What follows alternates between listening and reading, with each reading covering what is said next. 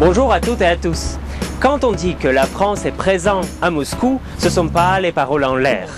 Elle est présente partout, dans l'architecture, dans la vie quotidienne, dans nos habitudes.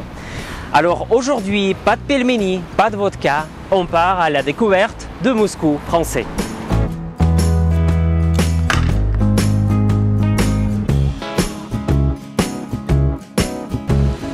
Je suis sur l'anneau des boulevards. C'est un emprunt l'un des plus évidents de France à Moscou. Catherine la Grande, qui était une admiratrice de la France, qui s'écrivait avec Voltaire, qui adorait les philosophes des Lumières, elle a ordonné d'enlever d'ici cette enceinte fortifiée et de construire les boulevards, comme dans la France qu'elle aimait tant. Et du coup, autrefois, c'est ici que le beau monde sortait pour faire des promenades. D'ailleurs, ces deux mots existent en russe tel quel. Je peux dire par exemple beau monde вышел на promenade по бульвару. Ça fait en russe une phrase qui n'a pas besoin d'être traduite en français. Je crois que vous avez tout compris. Ça reste aujourd'hui un endroit aimé par moscovites pour se balader. Et si je me dirige tout droit, je vais dans le quartier qui abritait autrefois la communauté française et je vous le montre.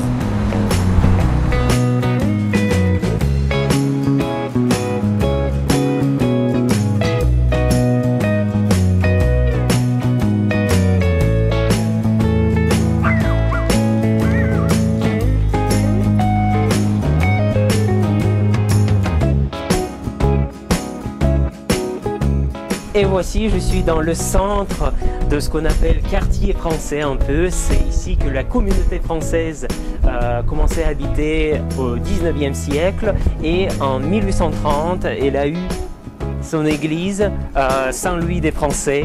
Je pense que n'importe quel catholique reconnaîtra immédiatement ce bâtiment avec ses traits d'architecture classique, le fronton, les colonnes, le portique. Et si vous voulez, depuis 200 ans, ça reste le cœur de ce quartier. Ici, maintenant, les sociétés françaises s'installent, beaucoup de restaurants, et même ce bâtiment en briques rouges, c'est le lycée français. Et c'est le seul endroit à Moscou où vous avez les messes en français.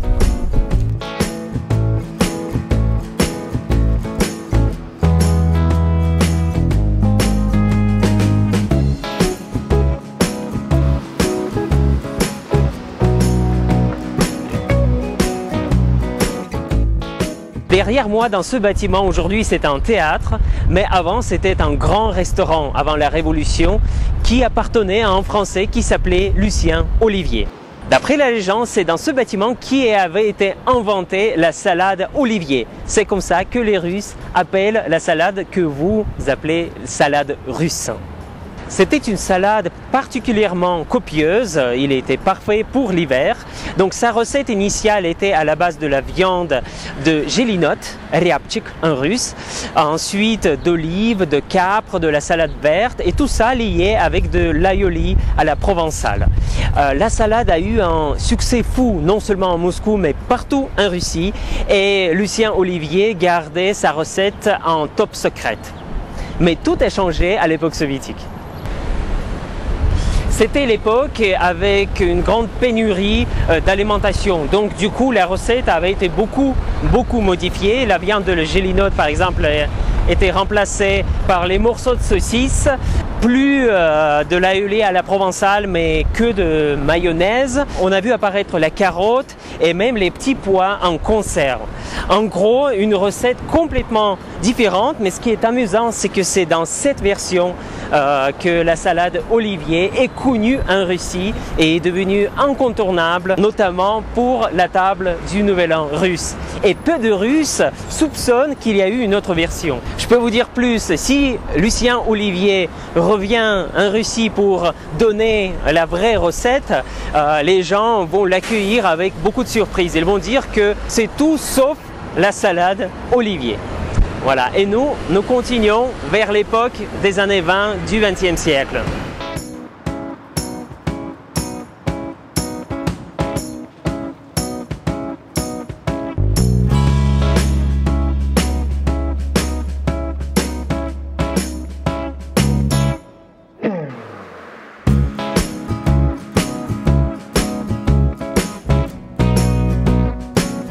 Et voici encore un échantillon de Moscou français. Bon, un peu inattendu, mais nous sommes à l'époque de constructivisme, les années 20 du XXe siècle. À l'époque, le constructivisme, c'est l'école dominante. La Russie bolchevique est très passionnée par le constructivisme. Si en Europe, c'était beaucoup en théorie, en Russie, c'est devenu dominant et on construisait tout dans ce style. Et ça, c'est construit par le maître Le Corbusier en personne. C'est son seule œuvre à Moscou, mais vraiment remarquable. Un bâtiment gigantesque pour l'époque, construit selon la nouvelle langage de ce style. Donc c'est du verre et de béton sur pilotis pour faire passer les gens au rez-de-chaussée, sans décoration et avec des formes tout simples. Et récemment, en 2015, Le Corbusier est apparu ici sous forme de cette statue sympathique.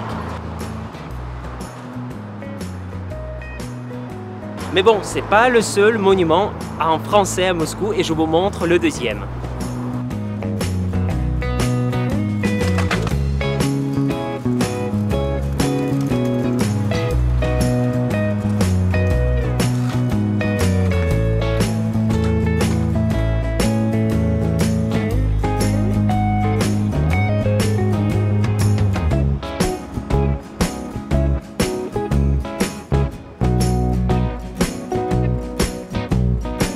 Et voici la statue au deuxième français, le Grand Charles qui est derrière moi.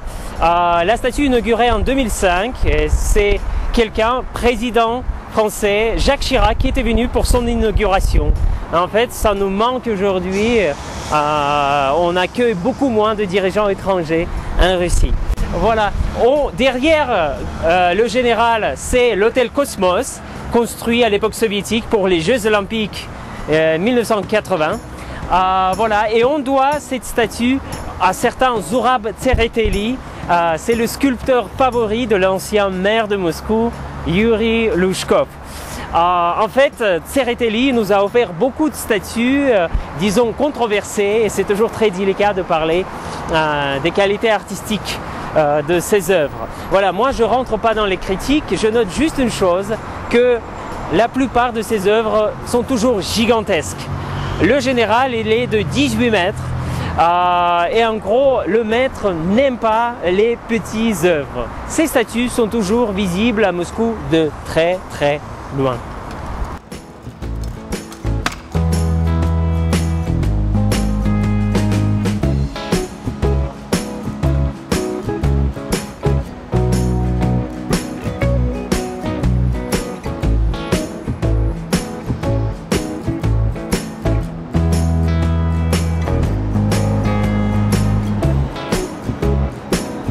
Bon, c'est le temps d'achever notre visite par une étape un peu paradoxale. Derrière moi, ces fameux l'ouvrier et Kolkhozienne, deux personnages soviétiques, mais ils sont nés grâce à la France.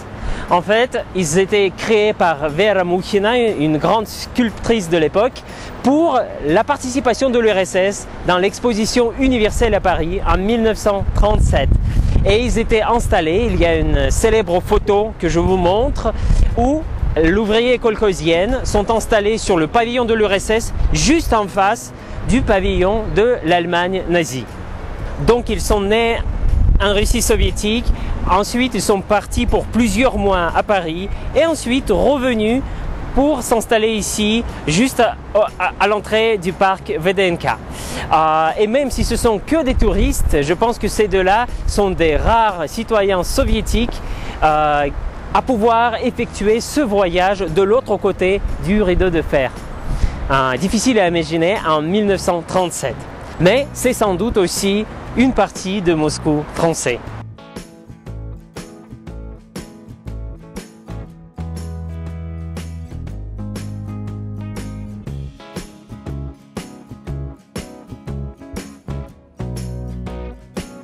En gros, il y a bien sûr plein d'autres choses françaises à Moscou, la mode, la vie quotidienne, les habitudes, la cuisine, mais on ne peut pas tout faire dans une seule vidéo et probablement j'en ferai une deuxième ou troisième.